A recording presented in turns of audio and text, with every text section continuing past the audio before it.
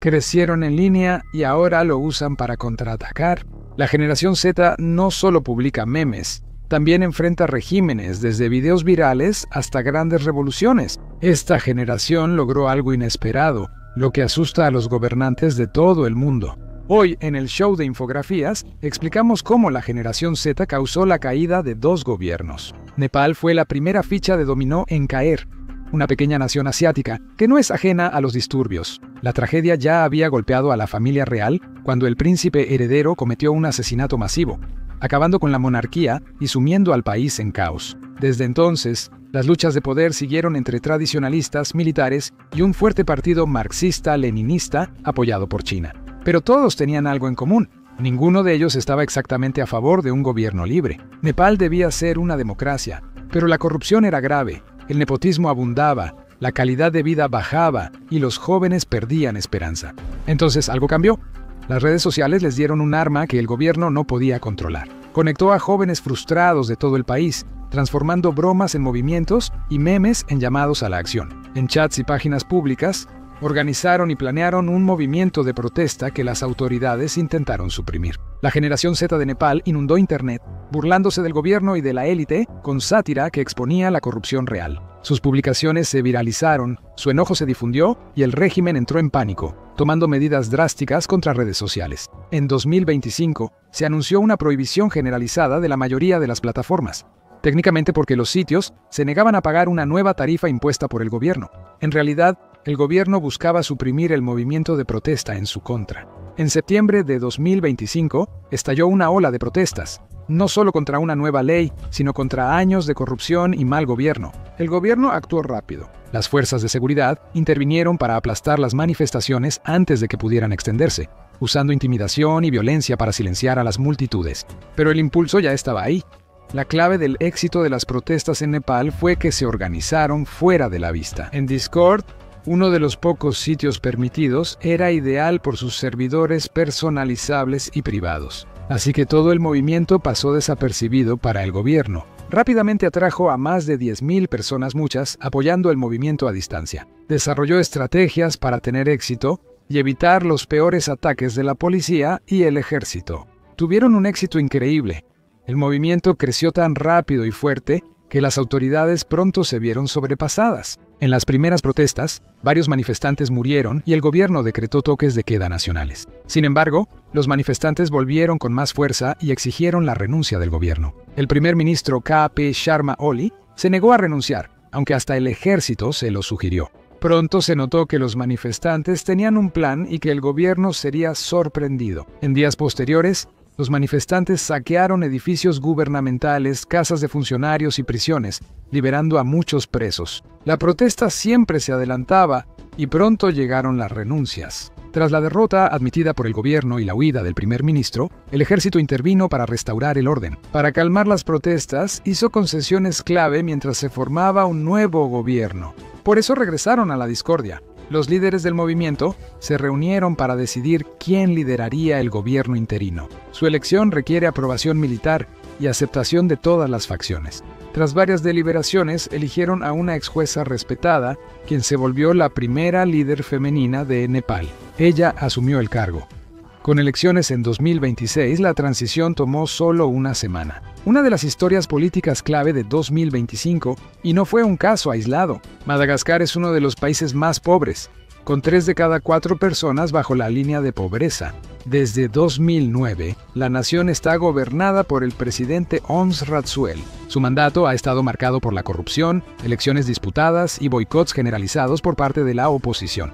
Las condiciones económicas siguen empeorando, con escasez de agua y electricidad. Los constantes apagones y la escasez llevaron al país a un caos mayor, acercándolo a un punto crítico. El gobierno aseguraba saber lo que la gente quería.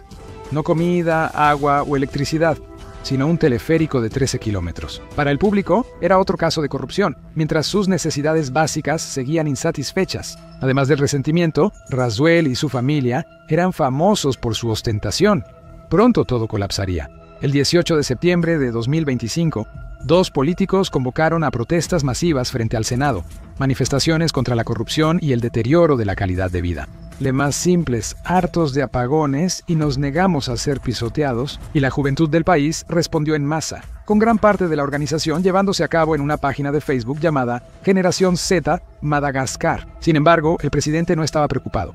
Eligió salir del país con su delegación para asistir a la Asamblea General de la Organización de las Naciones Unidas en Nueva York. Pero volvería a un país cambiado. A menos de una semana de iniciado el movimiento, el gobierno local de la capital prohibió protestas en los terrenos del Senado. Eso no detuvo el movimiento, quizá hasta lo impulsó. Las protestas comenzaron en Antananarivo y se extendieron a pueblos de provincias, donde las autoridades las bloquearon y contuvieron rápidamente. Los manifestantes no cayeron en la trampa y se dispersaron antes de que pudiera haber violencia, pero eso estuvo lejos de ser el final del conflicto. Más bien, el movimiento apenas estaba comenzando. Las protestas del día siguiente fueron más grandes, con los jóvenes manifestantes ondeando banderas y enfrentándose a gases lacrimógenos y balas de goma. Esta vez, los manifestantes estaban preparados ya que levantaron barricadas para protegerse y quemaron llantas, así como las casas de varios políticos. Aunque las protestas iniciaron pacíficas, pronto se vio que no seguirían así. Pronto hubo saqueos, principalmente por oportunistas que aprovechaban el caos, no por manifestantes. El gobierno intentaría detenerlo, pero no podría. En los días siguientes, las protestas aumentarían y la policía no lograría imponer toques de queda. El presidente Radziwiłł intentó mostrar control ante los disturbios desde el extranjero. Despidió al ministro de Energía del país por no cumplir con su trabajo, condenó la violencia en las protestas y acusó a la oposición de conspirar para derrocarlo. Podría hacer pequeños cambios, calmar las protestas y retomar las actividades. Tras su viaje a Nueva York, le aguardaba un duro despertar al volver el 27 de septiembre. Las protestas, lideradas por estudiantes de preparatoria y universidad, eran más grandes que nunca. Tenían demandas más amplias, como denunciar las malas condiciones de vida y la calidad de las escuelas. La creciente violencia de la represión indignó a la gente por el trato a los jóvenes manifestantes. Después de todo, no eran radicales, eran sus hijos. El gobierno parecía no preocuparse por el futuro. Las cosas llegaban a un punto crítico y el presidente perdía confianza. El 29 de septiembre, las protestas derivaron en huelga general estudiantil, y Radziwiłł intentó calmar a las multitudes disolviendo su gobierno y despidiendo al primer ministro. Pero él siguió en el poder. Pero las manifestaciones solo crecieron en tamaño y volumen, con los sindicatos uniéndose y los partidos de oposición negándose a trabajar con Raulina. Sus leales apenas reunían a cientos de contramanifestantes, y la brutalidad policial solo envalentonaba más la protesta. Y así de pronto, todo colapsó. El 11 de octubre, una facción del ejército de Madagascar se amotinó, tomó un batallón clave y apoyó a los manifestantes. En pocos días, controlaron todas las fuerzas armadas. Luego, en un movimiento sorprendente, los amotinados marcharon hacia la capital, disolvieron todas las instituciones estatales y tomaron el control total. Esto normalmente sería una mala señal, excepto que fue en solidaridad con los manifestantes y llevó al juicio político de Radziwiłł, quien había huido del país. El futuro de Madagascar es incierto, pero la valentía de la generación Z logró derrocar a un gobierno considerado invencible. Y eso ha hecho que muchas personas se pregunten, ¿quién sigue? El éxito de estos movimientos de la generación Z hizo que muchos gobiernos reconocieran el poder del pueblo, y que los jóvenes están más conectados con la escena política de lo que podrían esperar. Pero en realidad no comenzó con Nepal y Madagascar. En el sur de Asia, Bangladesh, uno de los países más densamente poblados, lleva más de un año en abierta rebelión. El país ha sido sacudido por escándalos que involucran a la Liga Awami. En el poder desde 2008, esta era estuvo dominada por un rápido deslizamiento hacia el autoritarismo y el arresto de muchas figuras de la oposición, y la gente se estaba cansando. La Ley de Seguridad Digital de 2018 otorgó al gobierno control total sobre medios y discurso público. Además, el gobierno incumplió sus promesas previas de generar empleos para jóvenes. Prometieron cuotas para representación justa, pero en realidad los puestos fueron para quienes tenían vínculos con la Liga Awami. Quienes no estaban a favor eran excluidos y luchaban por sobrevivir. A medida que aumentaban los arrestos y la pobreza, era solo cuestión de tiempo antes de que la situación explotara. En julio de 2024 eso sucedió. La tensión surgía de antiguos rencores entre revolucionarios y contrarrevolucionarios durante la Guerra de Independencia de Bangladesh.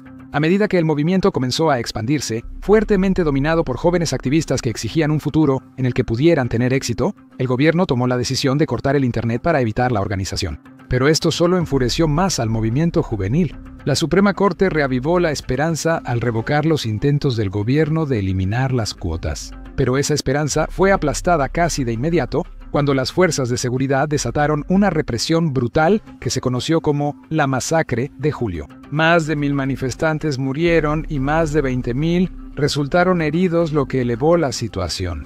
En todo Bangladesh, la masacre motivó a muchos grupos y sindicatos de izquierda prominentes a dejar su neutralidad y unirse a la resistencia. Esto se conoció como el movimiento de no cooperación y creó un nivel de obstrucción que el gobierno no pudo ignorar. La rebelión fue más sangrienta que las de Madagascar y Nepal, una batalla caótica y larga contra un gobierno dispuesto a luchar hasta la muerte. Pero a medida que el gobierno cerraba cada vez más y los manifestantes desafiaban los toques de queda, incluso el ejército empezó a expresar escepticismo sobre el asalto. Y el liderazgo tenía los días contados. El 5 de agosto de 2025, la primera ministra Sheikh Hasina fue trasladada a un lugar seguro antes de huir a la India y renunciar, asegurando ser víctima de injerencia extranjera y seguir siendo la legítima líder de Bangladesh. Días después, Mohamed Yunus la reemplazó y firmó la Declaración de Julio, reconociendo la revolución y estableciendo 28 concesiones importantes. Aunque la situación se ha calmado en Bangladesh, persisten protestas,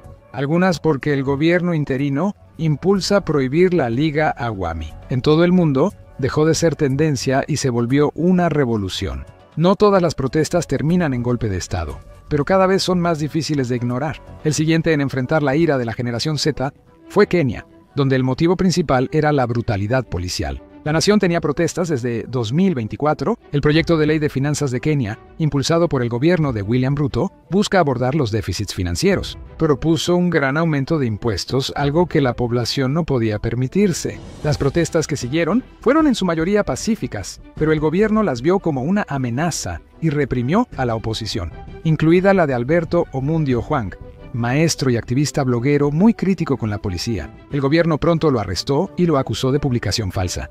Y 2 días después anunció que había muerto bajo custodia policial por una lesión en la cabeza. Y con eso, habían despertado a un gigante dormido. El 9 de junio de 2025 hubo protestas masivas en Kenia, organizadas en línea por General Set Kenyans. La falta de protesta central, huelga, estructura o líder hacía más difícil que el gobierno reprimiera a la oposición. La policía usó la fuerza contra manifestantes y se reportan al menos 65 muertos en los enfrentamientos. El caos fue tal que la Asamblea Nacional se suspendió temporalmente el 25 de junio. Tras varias muertes de manifestantes y transeúntes destacados, el movimiento se fortaleció. A pesar de una dura represión gubernamental y arrestos masivos, las protestas continúan. Y si las revoluciones anteriores demostraron algo, es que estos movimientos son casi imposibles de sofocar. Y si el objetivo es una sola persona, solo puede soportar cierta cantidad de presión. Perú ha estado en un estado constante de crisis desde 2016, con una administración tras otra envuelta en escándalos de corrupción y las tasas de criminalidad aumentando rápidamente. Todo llegó a un punto crítico durante el mandato de la presidenta Dina Boluarte. Ella asumió el poder después de que el presidente anterior enfrentara un juicio político e intentara dar un golpe de Estado para convertirse en dictador, solo para ser destituida pronto. Boluarte, vista al inicio como pragmática, pronto fue considerada corrupta e incompetente. En septiembre de 2025 tenía uno de los índices de aprobación más bajos del mundo. Ahí la gente se hartó. La chispa fue cuando el gobierno aprobó una ley que obligaba a todos los adultos a unirse a un proveedor de pensiones. En semanas posteriores hubo pequeñas protestas en todo el país, pero el 20 de septiembre inició una ola masiva de manifestaciones. La generación más joven no veía un futuro para sí misma y un gobierno que no estaba dispuesto a solucionar los problemas que había creado. Días después iniciaron los enfrentamientos con la policía, pero las instituciones no apoyaban totalmente al gobierno. La policía investigó a los oficiales que agredieron a manifestantes y la Iglesia Católica local apoyó a los rebeldes. Y cuando se pierden las instituciones, las cosas avanzan rápido. Un colectivo de hackers llamado Deface Perú atacó sitios web gubernamentales, páginas de Wikipedia de políticos y filtró información de policías abusivos. Sindicatos de todo el país se unieron en huelgas solidarias, volviendo imparable el movimiento. El Congreso destituyó rápidamente a Boluarte y José Guerrí juró como nuevo presidente de Perú, esperando calmar la situación. El nuevo también tenía grandes esqueletos en el closet y las cosas no habían terminado. Las acusaciones de agresión sexual contra Geri pronto consumieron su administración. Cuando las protestas resurgieron con fuerza, el gobierno prometió una respuesta más dura y los manifestantes se enfrentaron a la policía y el ejército.